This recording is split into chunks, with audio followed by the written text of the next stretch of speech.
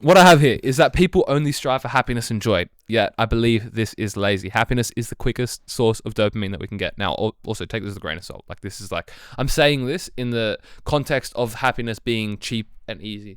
In the context that we've spoken about it today. I'm being provoking for the sake of being provoking, because obviously I'm a very provoking person. So, good luck to my ancestors. Hope they're well. Great little caviar. Very good caviar. Welcome back to this episode of SCULPTED Podcast. Today, we're apart, unfortunately, but we'll cherish these moments because hopefully in the future that we won't be. So these are the ones that matter, right, Jack? Exactly right. Is it? Sure. Let's rationalize it. Like that, if you want. Yeah. Because that's what we're about. We're the guinea pigs to your experiment.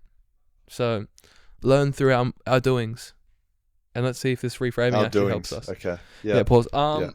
So the episode today was going to be about why people only seek out fun or joy as an emotion. Now, maybe this is because Jack's an ESP and I'm an EBP.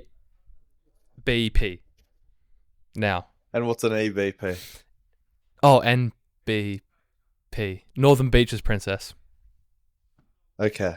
So, very lucky to be privileged enough to actually only seek out fun and joy, because you don't really have anything else that's really that bad in your life. Kind of like the blue dot effect, right? Yes, very true. So, no saber-toothed tigers to run away from. So that's hope the ancestors are doing well. Shout out to them. Big up yourself. Yeah, so that's a bit of the topic today, but to kick things off, because this is a new thing that Jack and I are doing. 15-week challenge. We're going to see out till the rest of the year, where we're going to have to beep out that company name, because does it look like we do free brand deals around here? What's a name that we can... What? Are we not giving... stuff? Yeah, we don't do free brand deals like that, Jack. Okay. So, let's... Yeah, but then we're going to talk about all their different features of their... There we go. I guess they're going to have a free brand deal inadvertently, but guess what? We're dissing them at the same time. We reach out to them before we start. We give them the intro, surely. I've already reached out to them. Kirsten Holmes said no. Okay, fair enough. Yeah. Anyways, the 15-week challenge, going to see out the rest of the year. And basically, it is, I think, from memory, 6 points for the recovery winner for that week. And then it is 4 points for the sleep winner. And then 2 points for the strain winner. Runner-up gets -2 of what the winner gets. And for a draw, it's why do you still get a point if you come second when there's only 2? So that we can make it really, really high scoring. So if there's like the last week, basically the reason that's very AFL of you, getting pretty much being rewarded for not doing well. Why do you still get 1 point when you don't kick it into the actual goal? So that's stupid. I was asking ChatGPT this when I was making the rules, and basically it allows the competitiveness of the game to continue the whole time. If the other person who continued to lose was continuously getting 0 points the whole time. So if you kept getting 0 points the whole time. Yeah. You maybe. Yeah. So this is where we'll see. But then it'll be too much of a difference and the other person just won't be bothered, right? So we've got to make it competitive. Competitive. Yes. Where's that from? Competitive. Oh, Mbappe. Have you seen that? Have you seen Mbappe speak English? Yes. And he's like, on the football field, I always feel really competitive. It's... How do you speak French? Could you speak French for me right now? Exactly. You can dish it out, but... I love passion, sacre bleu. That's still English. Allez le bleu. That's French, bro. Okay. Allez le bleu. That's French. Yeah. That's French, bro. Yeah. Good on you, Australia. Yeah. But yeah, 15-week challenge, and today we got to figure out what the punishment is going to be, and the prize for the winner. Okay. So, any ideas? My idea was, yeah. Firstly, the winner gets a free meal on the other person, but there has to be a punishment at the same time, because that's like kind of standard around here. Jack and I just buy each other things now, because we're like... We're a couple like that, are we? Yeah, kinda. That cookie was really that cookie was great, by the way. So thank you. What cookie? The cookie that you bought. Oh, the protein cookie. How good are they, by the way? Brilliant. Great crack. Tell me that hasn't been living in your head rent free since. Yeah, just the way that it melted in my mouth. Pause. Yep. Yeah, but yeah, brilliant stuff. Again, wow, this is where we need Prodi Alfio to keep us on track. No, we don't. Yeah, if I'm being honest, he's going to keep us further off track. So, anyways, that guy's got the attention span of an echidna, and I don't know what that means, but you interpret that how you want. An echidna. So, I don't even know. 15 weeks. Okay, my idea is that there has to be a winner and then a self-deprecator. A self-deprecator. Yeah, there has to be some public self-deprecation. I'm happy for public embarrassment. I love it. You don't know. Careful how you say that, but what? Well, isn't that a thing for some people? I don't think so. Don't know who you're hanging around with.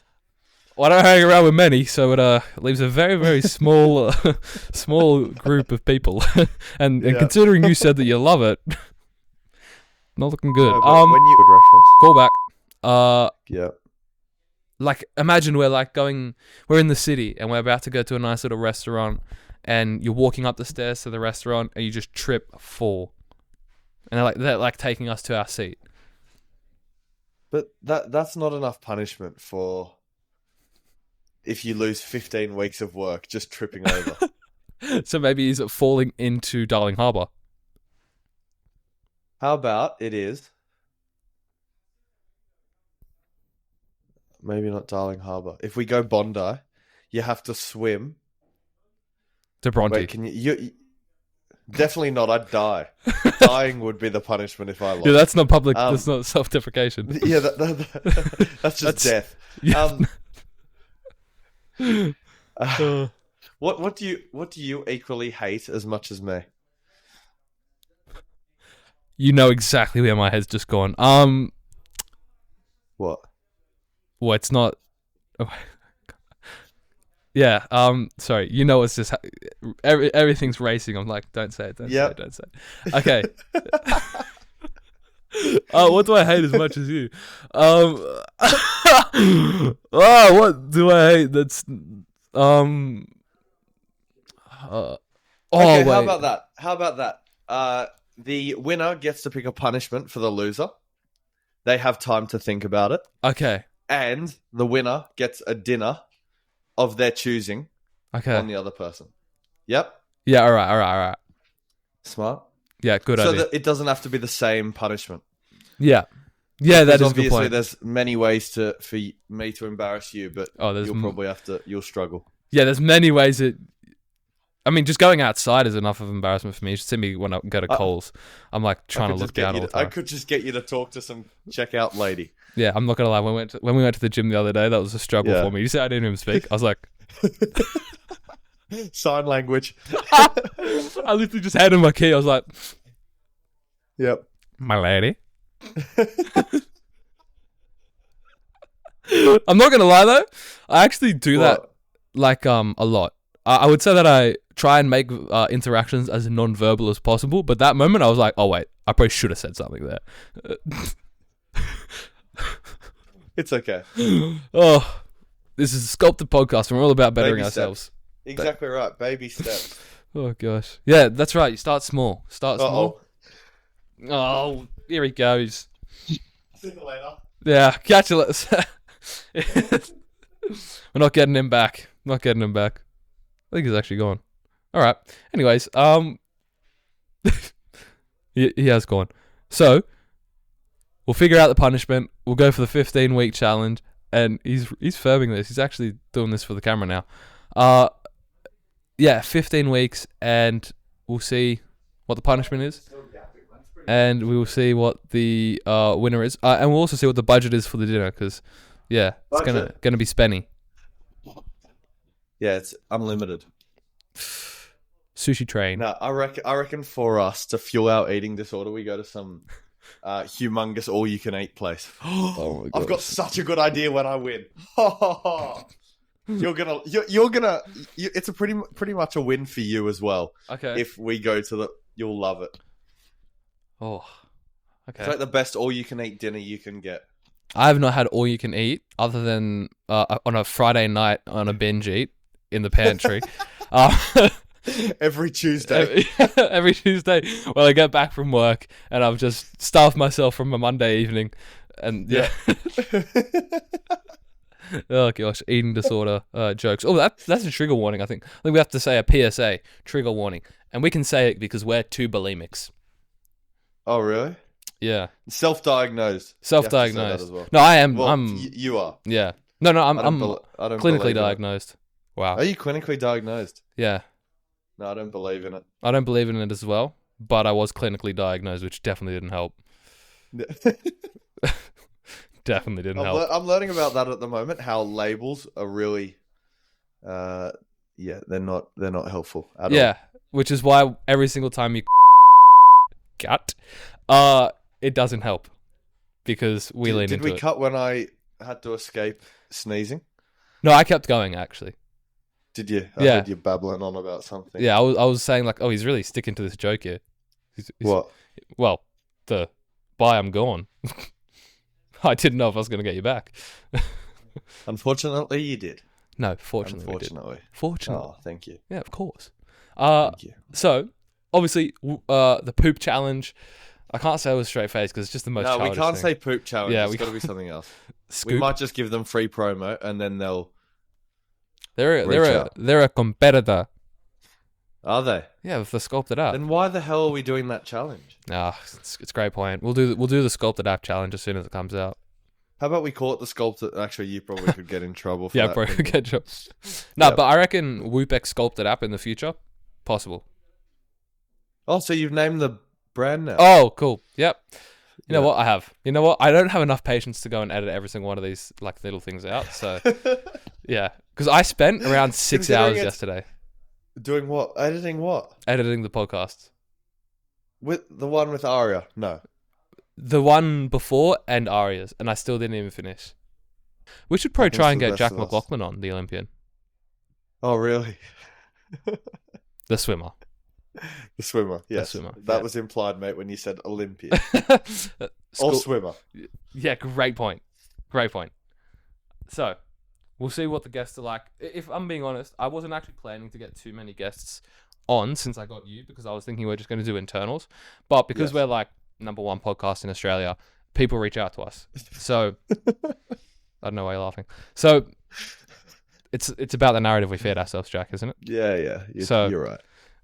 Whatever you say, bud. Whatever you say. So we'll see what the coming guests are like. But maybe, Jack, you can... Actually, I kind of need to introduce the topic, don't I? You do. Yeah. Okay. So let me get the notion up. And basically, a common trend that I observe in a lot of people is they always say... I was happy, or I want to be happy, or, you know, what do you want from life? When you're on your deathbed, what do you want to be and look back at your life? And I mean, I don't know if I've actually got data here to back it up. Hopefully Jack does. But most people that I would speak to, that say, yeah, I just want to look back and have a happy, fun life. And to me, I can understand that, but it makes me question why happiness is the only thing that they strive for. And feel like that's the one thing that's going to make or break their life, is if they were happy or not. Now, it makes me think, is there a rating system of emotions, a tiered system that is happiness at the #1 and sadness at the bottom? I think it's probably fair to say that there is a tier list of emotions that you feel. But the reason why I believe happiness, and this is just summarizing kind of the topic for today, the reason why I think that happiness is #1 is because it's most readily available. It's the highest source of dopamine that you can probably get naturally and artificially. And it is the easiest thing to get that makes you feel a sense of accomplishment, false sense of accomplishment, I guess you could also say. And then, yeah, that dopamine that tells you that this is a good feeling. Is that correct, Jack? Would you say? Yes, I would. But what you're saying about the dopamine is correct. I think, how would you define happiness though? Because I think people would define it differently in their lives. That is a good point. So I have a point down there about micro emotions. Did you kind of read that part? Yes, I saw that. That was a thought that I had because I do agree with you there. Like these different types of emotions, like I could feel happiness when I play the piano. I could feel happiness when I kick a football. But is that actually happiness that I'm feeling? Or is it literally me just misdiagnosing like a different type of emotion that I felt and I equate it to happiness? So yes. I guess happiness is up for interpretation, right? Yeah, and I think that's a helpful thing to caviar. Caviar. I said caviar. That. My mum actually thought that I said caviar the other day instead of caveat. Because you say caveat. Yeah, because it's literally a caviar yacht. Caviar yacht. Okay. Yep. Well, to caveat. Caviar. To caviar. Yeah, to caviar. I think you're framing happiness in a bad, almost a cheap dopamine, instant gratification way. Yeah. As opposed to a fulfillment way. Instead of its true meaning. Well, what is its true meaning? What you said there, and I'm equating it to something that's a quick source of dopamine. Yes. Yeah. Yes. You are right. So, would you then say that happiness is the number one emotion that people should strive for? I would say probably. Okay. But on different time scales. I think that's the biggest thing that, not saying that striving for happiness is a bad thing, but when you're with family, having that quick dopamine and almost saying, I need to be present here, and that giving you happiness right now in the moment is useful. Whereas, say you're doing work or you're striving for something, having the time scale that this is going to make me happy or give me fulfillment over 2 years' time. And that almost, as opposed to thinking I need the quick source of dopamine right now. I think looking at happiness as like over different timescales can help you navigate, almost be more in control of the emotion. But you mentioned fulfillment there, which isn't happiness. Yeah. So would you say that a prolonged sense of happiness, delaying the happiness, is fulfillment? I don't think they have to be exclusive, no? In this case, when we are kind of making a hard line between each, because you are right. I would say that fulfillment is a byproduct of happiness and vice versa. Happiness is a byproduct of fulfillment typically.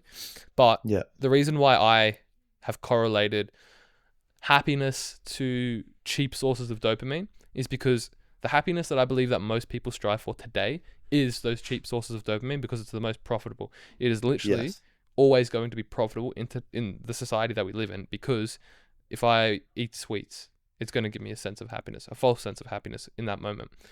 And that is cheap source of dopamine. So I guess you are right that they don't have to be separate, but in a lot of cases that we know happiness to be, I do believe that they are separate, because when I go binge on a Tuesday morning, because I didn't eat on the Monday, Tuesday morning? Well, it's whenever, I'm just making hypotheticals up. You're flexible like that. I am flexible like that. And I don't limit my binge eating either.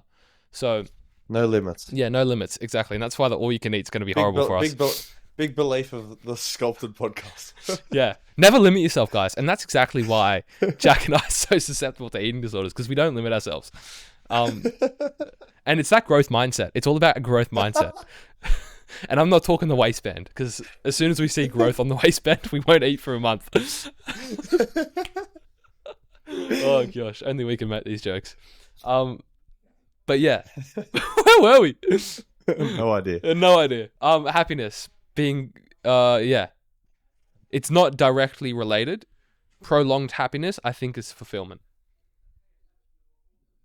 Sorry, repeat that. Prolonged happiness, so a delayed sense of happiness, I think, is fulfillment. I would say so, yes.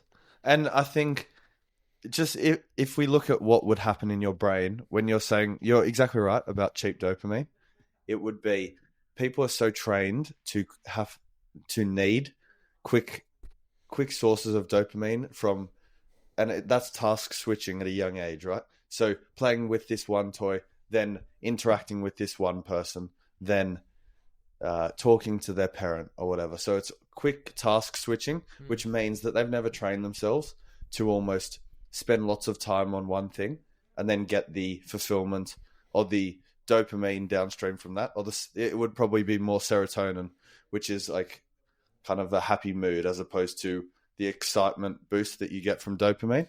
Yeah. I think it's almost inbuilt and trained up from a young age, which means that's why people, if they are trying to study or trying to work, they're more likely to scroll on their phone for a quick source of dopamine as opposed to be patient with that and regulate their emotions. Can you explain to the listeners who don't know what serotonin is, what the difference between dopamine and serotonin is? Hey Siri. You're putting me on the...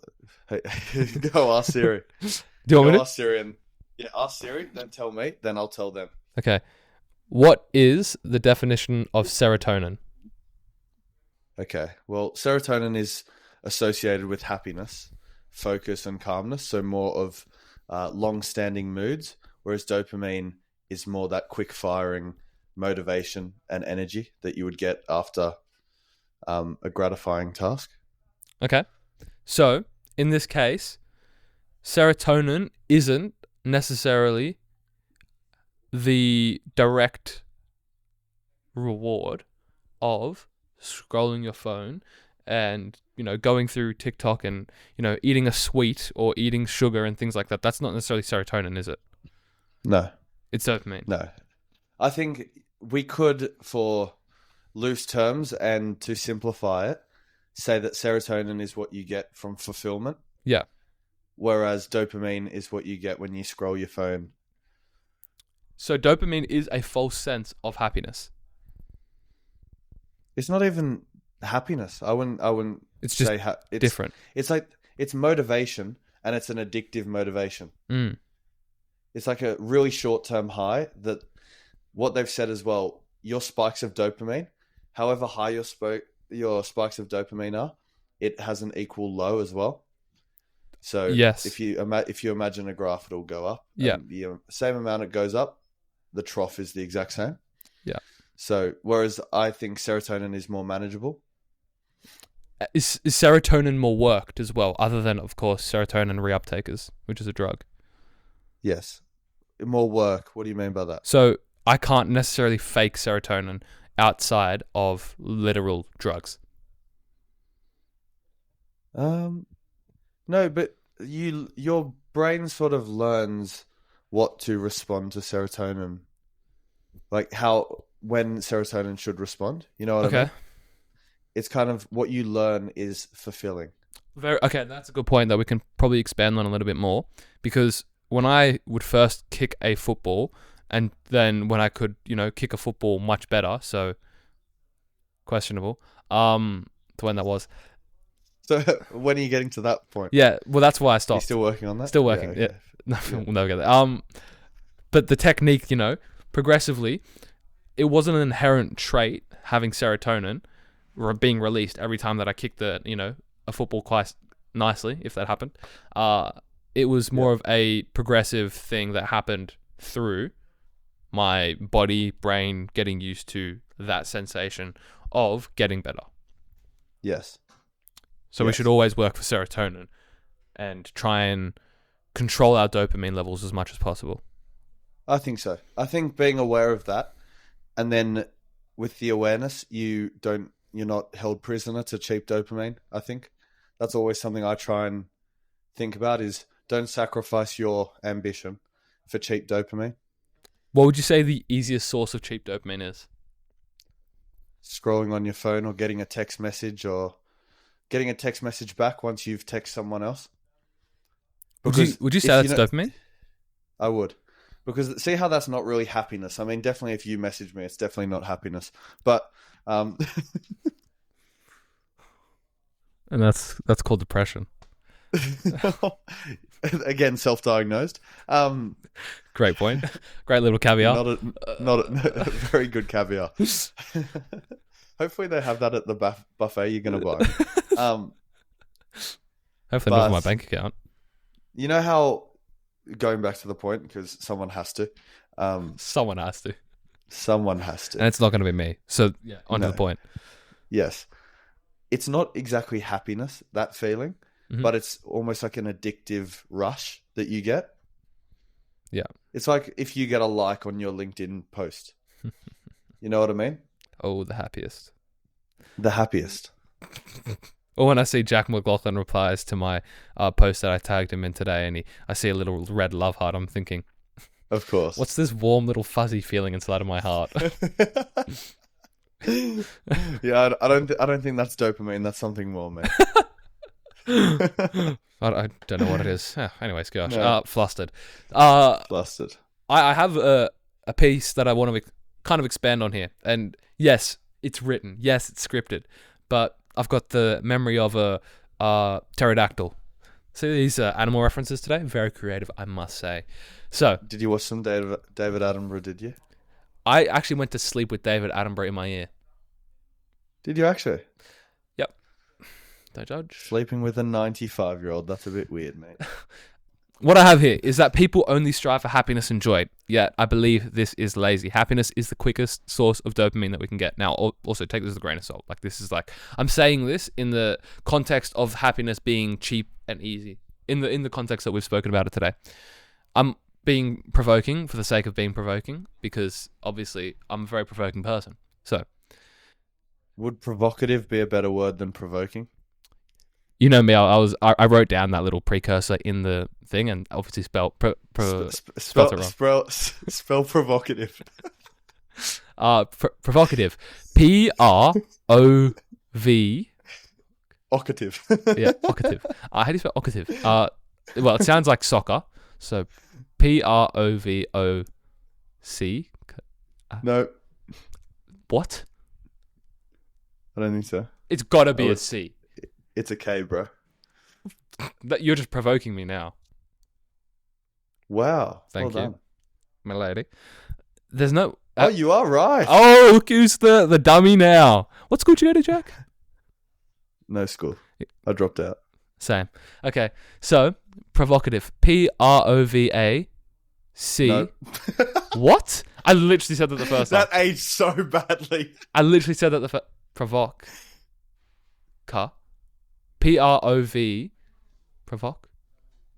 Prov, yes. You've got the first four correct. Prov.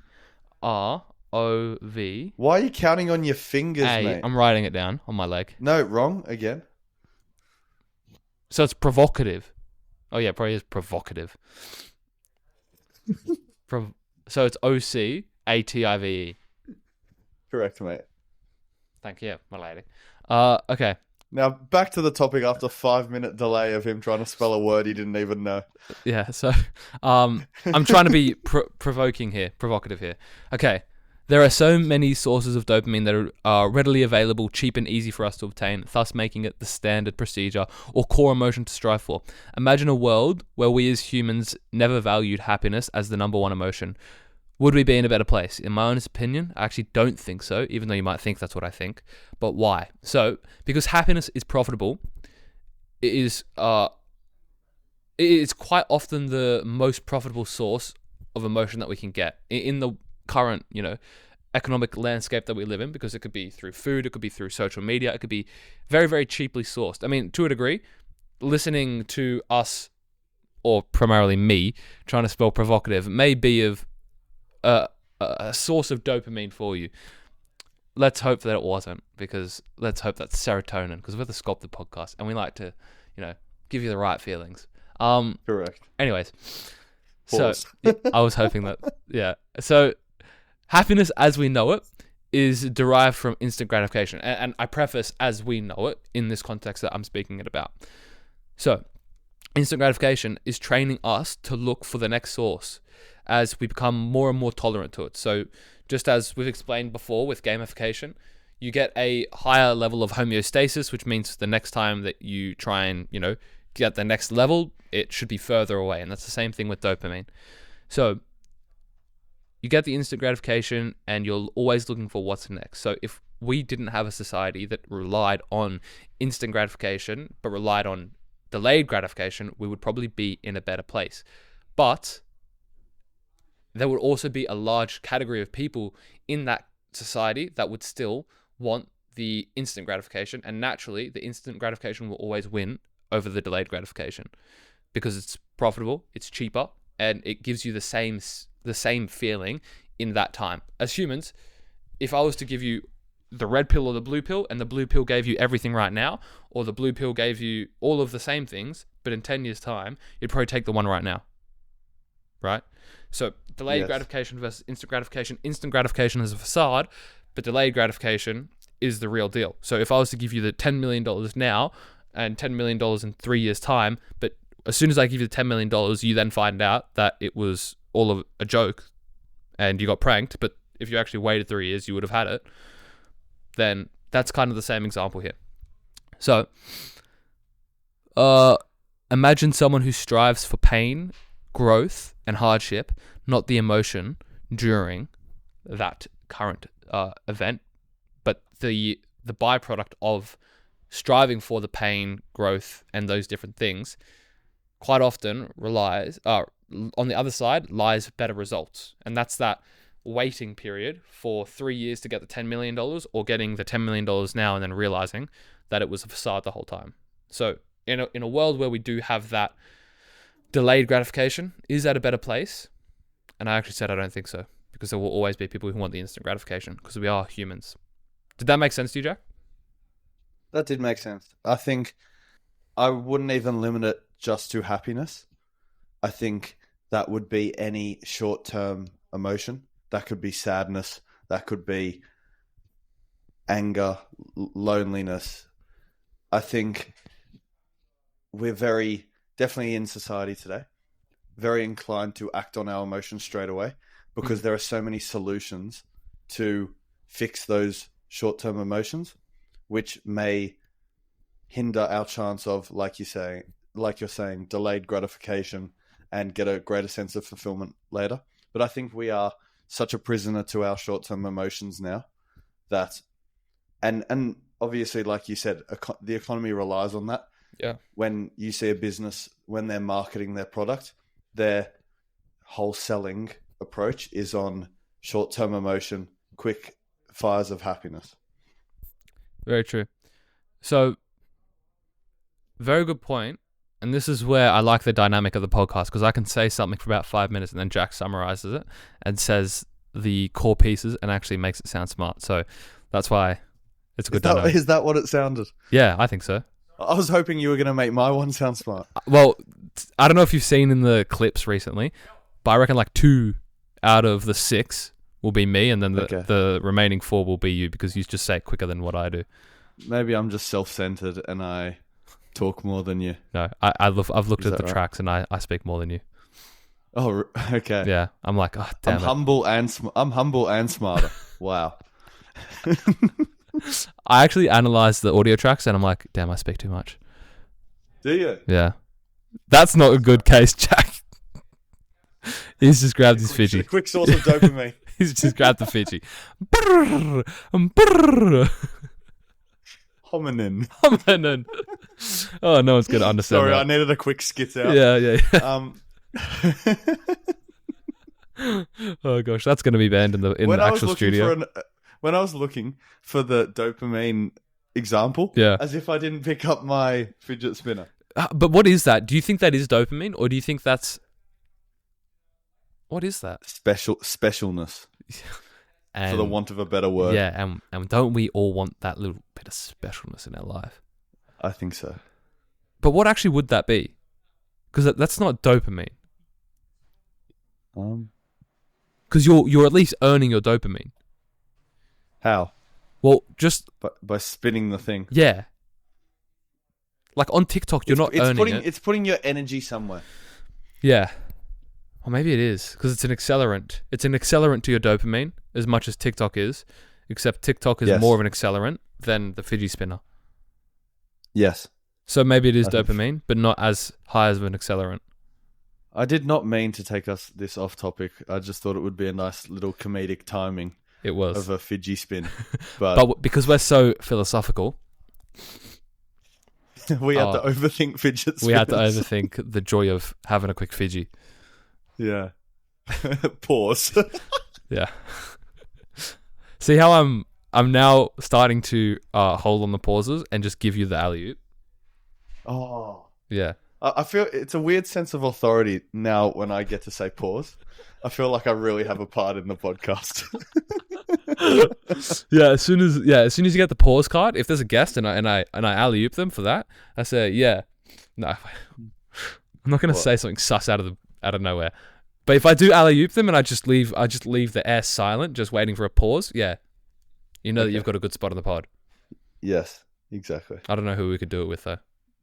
No. One thing came to mind that's a big no-no. Who? Come on. Name names. Oh, okay. Imagine. Sorry, who? Who? What? Resume. You could have just said the name and then bleeped it out. Yeah, but I don't have the patience to edit for 6 hours again.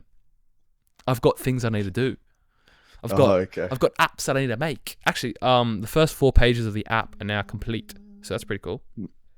That's awesome. Yeah. By the time this episode comes out, though, almost half of the app will be done. So, And how many pages in the whole app do you think? in the MVP, there'll be 18, but by the full time the product comes out, it'll be probably 90 something pages. Wow. So, yeah, it costs quite a lot of money per page, of course, but at the beginning, per page, it's quite. How did you decide what to put in your first 18 pages? Impact over effort. So we wrote down all of the features that we wanted at the end of the day, and we then, in a graph, and this is a technical thing, so it's in a software called Jira, which is basically the software engineer version of Notion. So in the graph, you write the impact of the feature, and then you write the effort that it takes to create the feature. So if the compass feature was a 5 out of 5 impact, but a 1 out of 5 effort, then that gets built first because it takes the least amount of time to make it, but it has the highest impact. But if there's something that's a 5 out of 5 impact and a 5 out of 5 effort, it gets pushed to the back, unless there's like a 1 out of 1 for each, and that's obviously the thing that probably does, or a 1 out of 5, sorry. So 1 impact with 5 effort probably will never be done. So, yeah, cool little software engineer stuff. That is good way to sort through it, filter it out. At least someone's talking to you. And this is where Jack and my relationship gets a little bit toxic at times. But at least it's on camera. So you have proof. Exactly. And we will use this at a later date to gaslight In each other. court. I was going to say in court, but no? I think we're not going to let it get to court. No, I think we will. Well, if you keep leaving those nasty comments in the comment section about me on your burner accounts, then On my burner accounts. then yeah, it will definitely get to court. Yes. But this is where I also love how we are so far off topic. Yes. Let's bring it back. Okay. How about you give your little spiel? That was Okay. that was very degrading on me. I apologize. That didn't. How about My you? little spiel. Yeah, No, that was- go give you a little spiel. I was about to compliment how you moved that conversation along, to be honest. But I did say it sounded. How about Jack? You give your beautiful, articulate, and well thought out, measured approach. Can you to say it the first time? I don't like how you hype me up like that. spiel? Okay, I will spiel. I think, like we said about emotional, sort of being a prisoner to short-term emotions, I think where you come at it from a just happiness point of view, I would see it as being more the degree to which you're emotionally reactive. So what's the period of time where a situation happens and you react to it? And what degree do you use emotion to react to it? Do you know what I mean? The way that I kind of visualized it then was the way that I spoke about it in my little spiel was a bit of a false dichotomy. I kind of made it sound like there's only two options there. And what came into mind was like, if I've got a bamboo stick and I've grown my bamboo stick just to be a one straight line, that's how I kind of explained fun. But realistically, the bamboo stick then branches into all these different little smaller leaves, and that's what all the different emotions are. Right now for us, we're having a very fun time talking on this podcast, yet we're also having a fulfilled time because we are saying stuff that is it's good for us to actually even speak about these things. We're growing our relationship, so it's not just fun or happiness that we're having right now. It's not just one bamboo strip going up like in Minecraft. And I don't know why I would use bamboo as a reference here, but I do have a nice bamboo farm in Minecraft that I am currently growing. I don't play Minecraft. That's weird. You're such a nerd. I'm such a nerd. But I did give a bit of a false dichotomy there. But of course, I'm being, just quick caveat, I am being very provocative. Okay. Well, going back to my little spiel as you described it, Yep. I would say the power or the solution to what you're saying is emotional regulation. So knowing how to act on happiness or act out of happiness, say if you're with your family, really being present and kind of absorbing that happiness, because I think that is important. Okay. I think delayed gratification in the extreme is no gratification at all. Good point. And it's probably what we find ourselves in more. We kind of kick the goal so far down the road that we don't even see the goal, and we get so consumed with improvement that it's very difficult to get out of that and be like, look how much I've improved, let's absorb that for a time period. But I think emotional reactivity, going back to it, that's what fuels addictive tendencies. So almost that is why emotional regulation is so important, because if you aren't aware of that, you will be at the whim of every short-term desire, whether that be happiness, whether that be sadness. And I think long term, that's why, to bring it back to timescales, sort of being aware that in different aspects of your life, you might have to judge your happiness on different timescales, which may serve you better in the long run. Wow. Do you listen to Walk and Wall? No. Because you just cooked. Did I? Oh, thank you. I mean, thank God it took me 15 minutes. We had I hope you cut it out, but I had a 15-minute intermission as the monkey banged his cymbals in my head. Yeah, no, it's all right. We'll get there. We will get. But there. that was a very good point. And one thing two things. When you become more articulate, I am so. I'll be very, very happy to see that become a very, very viral clip. But I'm going to have to do a bit of magical editing there to, exactly the pauses. But it's fine. So the more I become articulate, the less work you have to do. Correct. But then, so that means if I don't like you, I should never become more articulate. Or you could just never show up to the podcast. But there's probably better ways to blackmail me. I think to play with your emotions, I'm going to keep showing up, but keep performing worse. So you've got more work to do. And then I have an emotional attachment to when you do good. And you'll do good like once every now and then just to piss me off. Do well, right? not do good. Do well, okay? All right, Mrs. English teacher. And then you like feed me. You drip fed me, yeah? See, another reference. Yeah, and exactly. Eventually you get to the point. Wait, drip, how was that another reference? I forgot about that. Remember, we're talking about, I think it was also dopamine. And I said, drip fed. And then you cooked, and then you said drip fed. Yeah.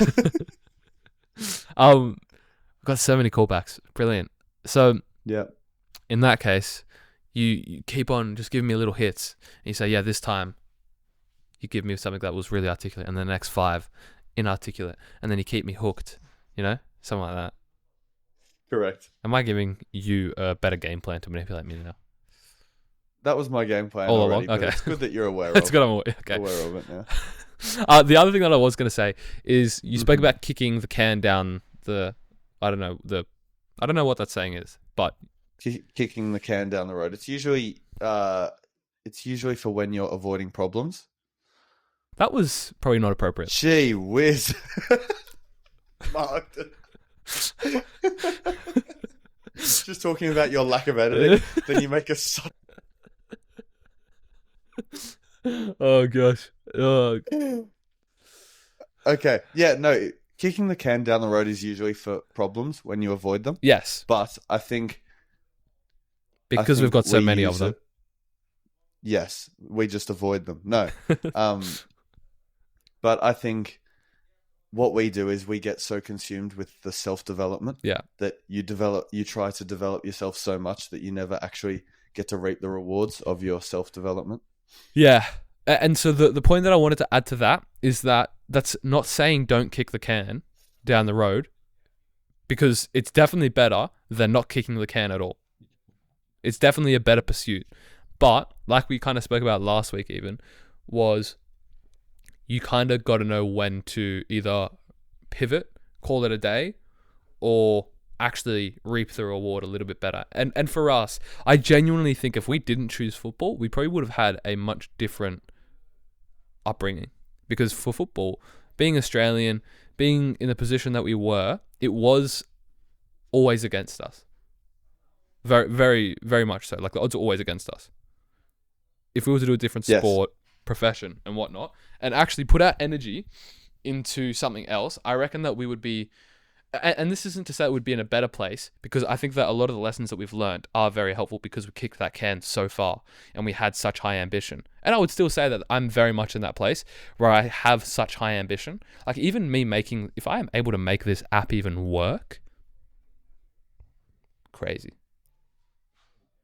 And I know you hate the word motivation, but that is important because if you aim so high that it almost scares you, or like you don't need motivation, do you? Because imagine if you had the aim of creating the biggest app in the world and then you did not work at all to try and make that happen. We've spoken about it before, the difference between your actual self with the actions you're taking and your ideal self, which is the owner of the biggest app in the world, would cause you so much anxiety that you'd be in such a aversive state. Whereas where the motivation or the short spurt of dopamine has no impact on that, because you just work because that's kind of the vision you've set for yourself. Yeah. What I'm trying to say is it's really good to have very high ambitions, but I think along the way, it's important to stay present and reap your rewards sometimes. Okay. That's actually a good summary point there, because it sounds a little bit discouraging to say, don't have high ambition. Not that you said that, but to say that you can have high ambitions but still never get there. But what you're saying is that take the moment, enjoy the process. Because the enjoyable part is the process. Yeah. Because whether you get to the ambition or not, it's the gold medal theory, isn't it? As soon as you win the gold medal, then there's so many athletes that have had depressive states afterwards, because what's their purpose then? Whereas the actual process along the way, that's the enjoyable part. Okay, and so we see it with our football careers as well. That's probably what we can relate to. Yeah. So that's what I was going to ask you is, and I actually don't know if I completely relate to that specifically myself. I'm sure that is probably the rule, but as we often know here, we're quite often the exception to the rule, and that doesn't come from a place of ego. That comes from a place of, oh yeah, we're just Ego. Messed up. No, and I have ego. That serves your narrative. Yeah. But we don't want to say that on live, because I'd be giving away too many clues. Way too many. But it. Wait, what was I going to say? I was talking about the delayed part, the depressive systems. Oh yeah. So I wonder if I get to that point, like let's say if I make this app work to a very successful level, let's say if I make a very successful business, I actually wonder what my response to it would be. Because like when I said with football, I didn't get emotionally attached to it. I left it, never touched a football since. Could I have that same kind of approach with something, doing what I actually sought out to do? Because like arguably with football, I did actually achieve what I wanted to do within my football career, which was to play in a professional team, but I didn't get to the heights of it. And that's the same as you as well, Jack. So yeah, if we would have actually been able to physically keep going, could we have gotten to the point where we were satisfied? No, I don't think so. I think we're a little bit different with it, Mhm. with this sort of aspect. But I know for a fact that I would. It was sort of, it worked in my favor, but also worked against me. I would never be.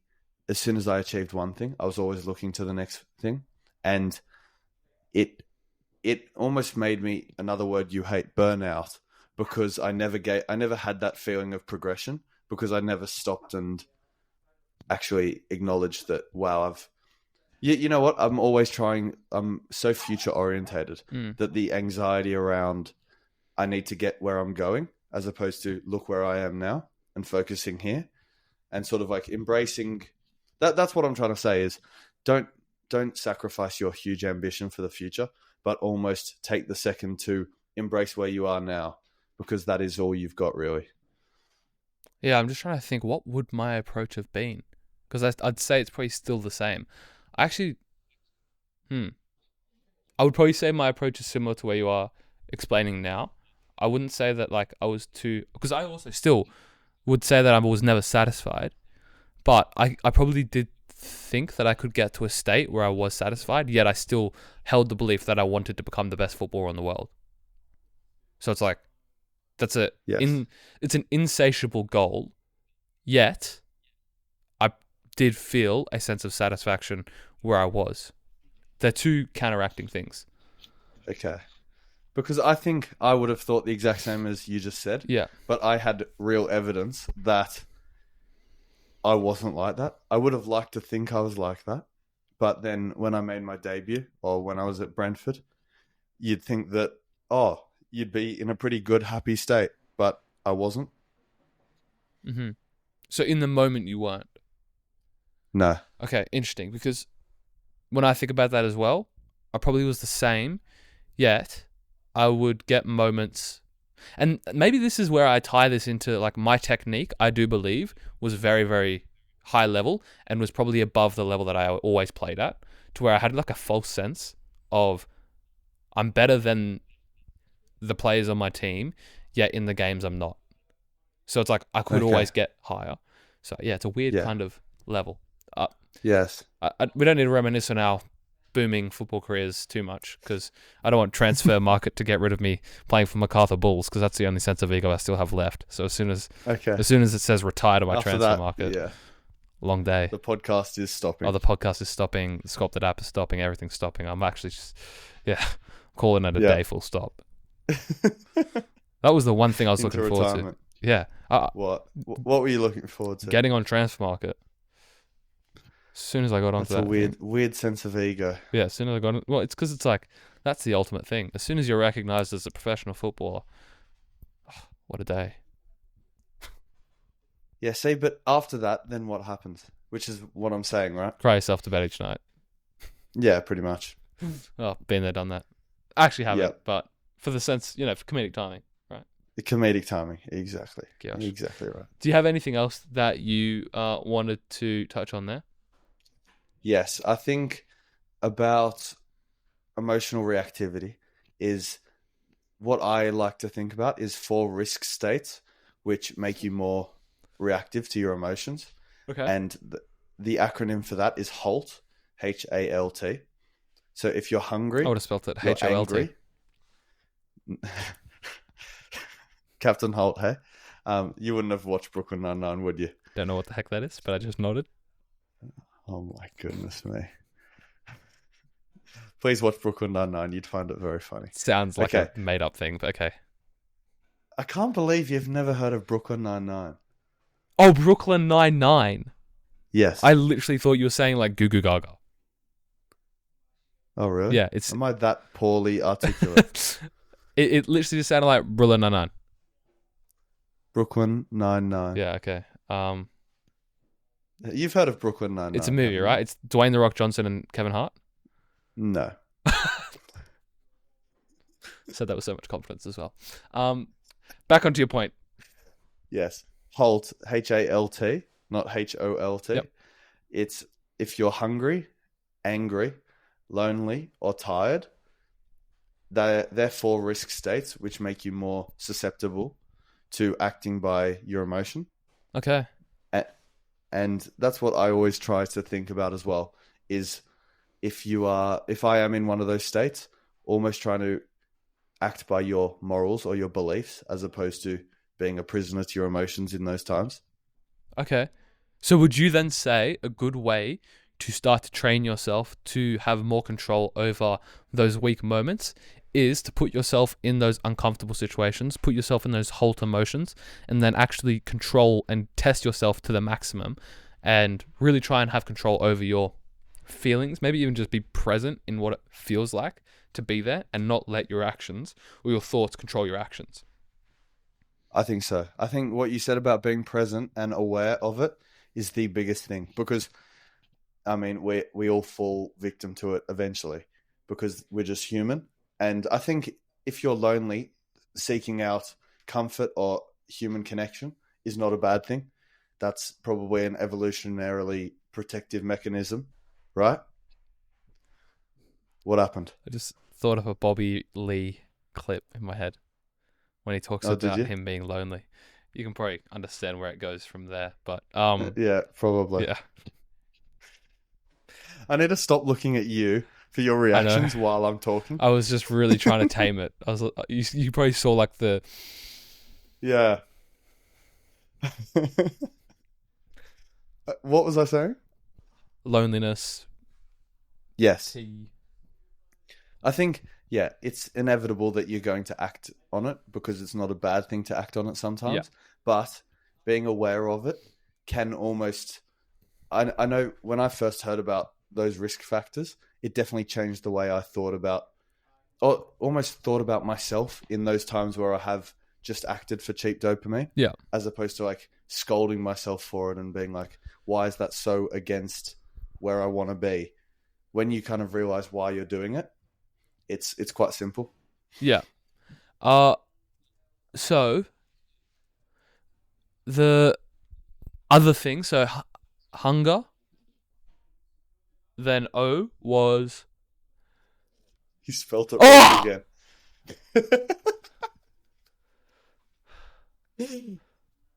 A. Yes. Which is anger. Spelling, yes. Spelling is actually your kryptonite, isn't it? Yeah.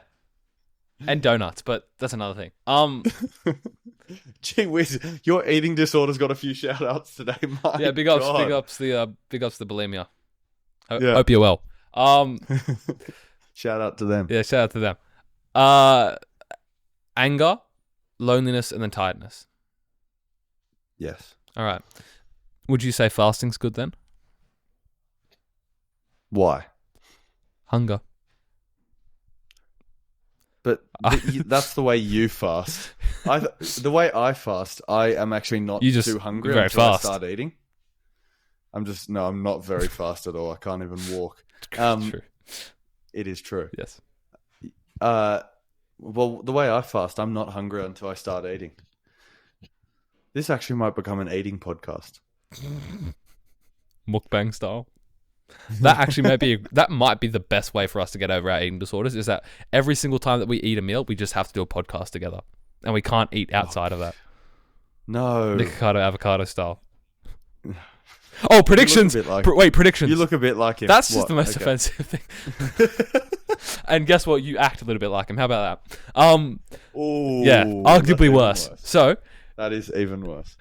Yeah, the magranosis is really propelling through the screen right now. No, but it needs to have a C in it. What did you say? Magranosis? No, because you can have a word that is like magnocrity, but then doesn't have the full there's a word that actually... No, but it's what magnacrosis? Is that what you said? Yeah, it's the process of magnocrity. Okay, magnacrosis. That's actually a good... Yeah, magnacrosis is good. I don't think you said magnacrosis the first time. I think I did. I wouldn't have said magnosis. Unless I spelt it like that.